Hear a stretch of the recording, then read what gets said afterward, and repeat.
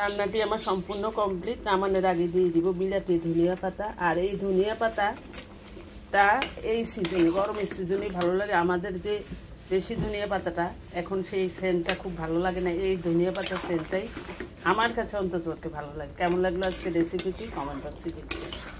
আমার রান্না শেষ, আমি নামিয়ে ফেলবো এখন।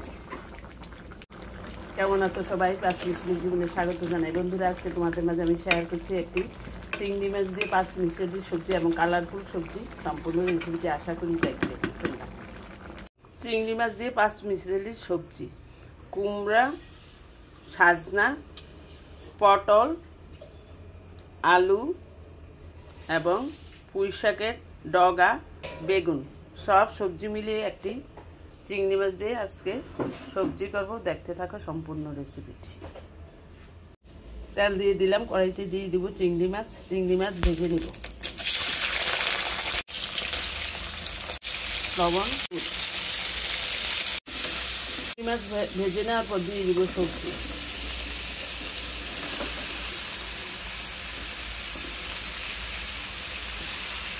একটা কাঁচামরিচ। এখন হলুদ লবণ দিয়ে দেব। হলুদ লবণের সাথে 5 মিনিট এভাবে কষিয়ে নেব। 2-4 মিনিটের জন্য ঢেকে দিলাম। এভাবে 5 মিনিট ঢেকে দিব। ঢাকনাটি সরিয়ে দিয়ে দিব এখন মশলা। প্রথমে দিব আদা বাটা, জিরার গুঁড়া, ধনিয়ার গুঁড়াটা একটু বেশি দিলাম। এবার কষিয়ে নিব মিনিমাম 5 মিনিট।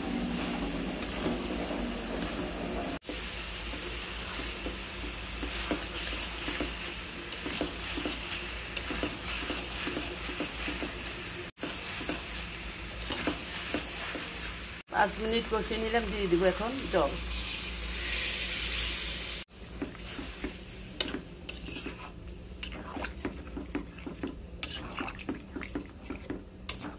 এটা কালারফুল সবজি চিংড়ি মাছ দিয়ে।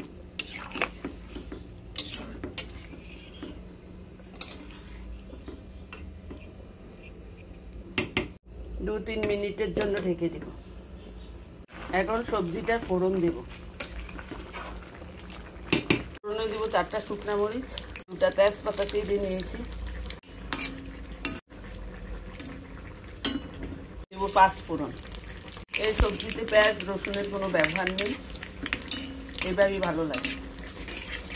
ফোড়নটি এখন মিলিয়ে দেব।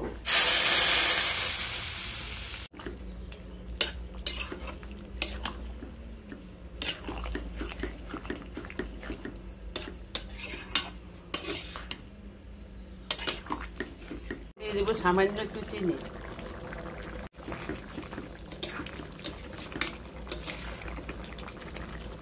অনেকেই আছেন যারা মনে করেন পেঁয়াজ রসুন ছাড়া কোনো কিছুই খাওয়া যায় না, বিশেষ করে কোনো সবজি করা যায় না। তাদের জন্য আজকে রেসিপিটি। পেঁয়াজ রসুন ছাড়াও যে চমৎকার স্বাদ হয় সেটা আমি আজকে করলাম। যারা খাওনি তারা এইভাবে রান্না করে খেয়ে দেখতে পারে। আবার আসবো তোমাদের মাঝে অন্য কোনো নতুন রেসিপি নিয়ে। ততক্ষণ পর্যন্ত ভালো থাকবে, সুস্থ থাকবে, নিরাপদে থাকবে এবং পাঁচমিশালি জীবনের সাথেই থাকবে। বাই।